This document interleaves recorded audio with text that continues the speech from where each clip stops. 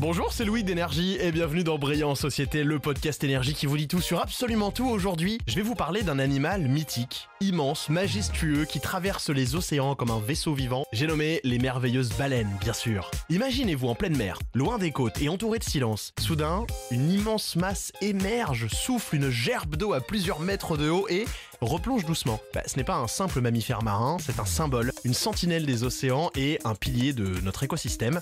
Alors pourquoi est-il urgent de sauver les baleines? Je vous explique tout ça dans ce podcast de Brillant en Société. Pour commencer, qu'est-ce qu'une baleine? C'est intéressant, c'est un mammifère, donc ça on le sait, comme vous et moi, mais qui a évolué pour vivre dans les océans. Il en existe plusieurs espèces, des rorquals bleus, les plus grands animaux ayant jamais vécu sur Terre, aux orques, ces chasseurs redoutables et sociaux qu'on surnomme parfois les épaulards, en passant par les baleines bleues. Certaines, comme la baleine à bosse, sont célèbres pour leur chant mélodieux qu'elles utilisent pour communiquer sur des centaines de kilomètres. Les baleines parcourent des milliers de kilomètres chaque année. Ce sont des migrantes infatigables. Leur environnement, les vastes océans du globe, qui couvrent 70% de la surface terrestre, et qui, pourtant, souffrent chaque jour un peu plus. Pourquoi? Parce que les plastiques les envahissent, par exemple, formant des îles flottantes de déchets. L'acidification des eaux causée par l'augmentation du CO2 dans l'atmosphère menace aussi de nombreux organismes marins. Et puis, il y a la surpêche, qui vide littéralement les océans. Sauver les baleines, c'est donc préserver tout un écosystème dont elles sont les gardiennes silencieuses. Ces géants marins passent leurs étés dans les eaux froides et riches en nourriture, comme celle de l'Antarctique, puis migrent à la fin de l'été vers les eaux chaudes, au large des Caraïbes ou de l'océan Indien pour se reproduire. Elles peuvent vivre longtemps, les baleines boréales par exemple, c'est fascinant, dépassent parfois, écoutez bien, les 200 ans. Il faut savoir que, dans de nombreuses cultures, la baleine n'est pas un animal banal. Prenons par exemple les Inuits, dans l'Arctique. Pour eux, la baleine, c'est sacré. C'est un cadeau des dieux essentiel à leur survie. Dans la mythologie polynésienne, la baleine est un guide spirituel. Au Japon, par exemple, bien avant l'ère moderne, les pêcheurs vénéraient ces géants marins. Et que dire de Moby Dick, ce roman de l'écrivain américain Herman Melville, dans lequel la baleine blanche devient le symbole de la lutte humaine contre la nature. Les baleines, depuis des millénaires, sont au centre de notre imaginaire collectif. Le problème, c'est que ces magnifiques créatures sont en danger. Plusieurs espèces de baleines sont aujourd'hui en voie de disparition. Le rorqual bleu, par exemple, qui mesure jusqu'à 30 mètres de long, a vu sa population mondiale chuter de 90% au cours du XXe siècle. Mais alors, pourquoi ? La première cause, c'est la chasse à la baleine. Pendant des siècles, ces animaux sont chassés pour leur huile, utilisée pour éclairer les rues des villes, comme Londres par exemple, ou New York au XIXe siècle. Leur viande et leur graisse sont prisées dans plusieurs cultures.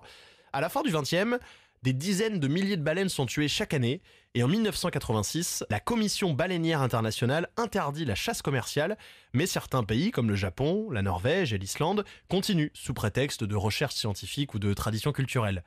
Au Japon, par exemple, la chasse s'est présentée comme une pratique traditionnelle, pourtant cette dernière remonte surtout à l'après-Seconde Guerre mondiale, lorsque la viande de baleine était une source de protéines bon marché. Aujourd'hui, le Japon continue à subventionner cette activité, bien que la consommation alimentaire de cette viande ait drastiquement chuté. En Norvège, on invoque des raisons économiques. La chasse est un secteur qui fait vivre certaines communautés côtières. Quant à l'Islande, elle la défend comme une tradition à conserver. Cependant, dans ces pays, le soutien à la chasse est loin d'être unanime parmi la population. Mais la chasse n'est pas le seul problème. Il y a aussi les filets de pêche, qui ne cherchent pas directement à les attraper, mais qui sont des véritables pièges invisibles qui tuent chaque année des centaines de baleines. Environ 300 000 cétacés, donc baleines, dauphins, marsouins, meurent chaque année dans les engins de pêche. Ajoutez à cela leur collision avec les navires, le bruit des activités humaines sous-marines, telles que les travaux de construction en mer, les explorations sismiques pour le pétrole, ou encore le bruit du trafic maritime, simplement, et surtout le changement climatique qui modifie leur habitat et leur accès à la nourriture.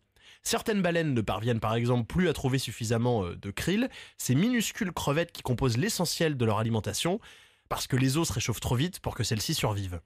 Pourtant, les baleines ne sont pas seulement magnifiques, elles sont aussi essentielles à la santé des océans et par extension à celle de notre planète. Pour illustrer ça, on peut s'arrêter sur leur rôle dans le cycle du carbone. Les baleines vivantes agissent comme un véritable puits de carbone. En se nourrissant, en digérant et même en plongeant et en remontant, elles aident à fertiliser les océans. Leur présence stimule la croissance du phytoplancton, ces minuscules organismes qui capturent le CO2 de l'atmosphère et produisent une grande partie de l'oxygène que nous respirons. Quand une baleine meurt et sombre au fond des océans, elle emporte avec elle des tonnes de carbone qui restent piégées pendant des siècles. Une étude de 2019 du Fonds monétaire international et de l'organisation Great Whale Conservancy, dédiée à la protection des mammifères marins, estime qu'une seule baleine peut capturer, écoutez bien, jusqu'à 33 tonnes de CO2 au cours de sa vie. contre environ 20 kg par an pour un arbre, pour vous donner une idée. Protéger les baleines, c'est donc lutter contre le changement climatique. Ces géants marins qui semblent si éloignés de nos vies terrestres ont un impact direct sur notre survie sur Terre. Heureusement, des ONG luttent pour défendre ces animaux splendides.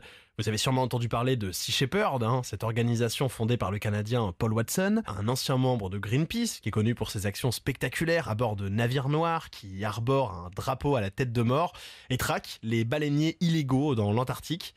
Paul Watson a d'ailleurs été emprisonné au Groenland à la suite d'une demande d'extradition au Japon. Il était accusé d'actions jugées illégales contre des navires japonais dans l'Antarctique et il a été libéré à la toute fin de l'année 2024 au mois de décembre. D'autres associations comme le WWF ou Oceana œuvrent également pour sensibiliser le grand public, faire pression sur les gouvernements et protéger les habitats marins.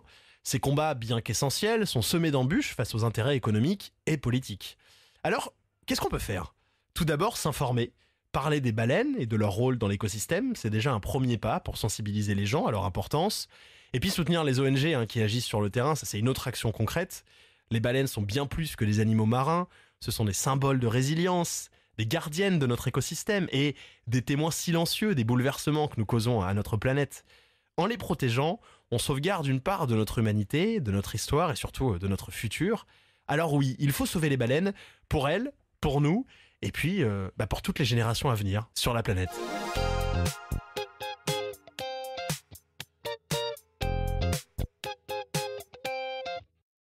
Merci d'avoir écouté cet épisode fascinant de Brillant en Société, toujours écrit par Daphné Breitenbach. Je suis Louis, animateur sur Énergie, je vous donne rendez-vous très vite pour un nouvel épisode.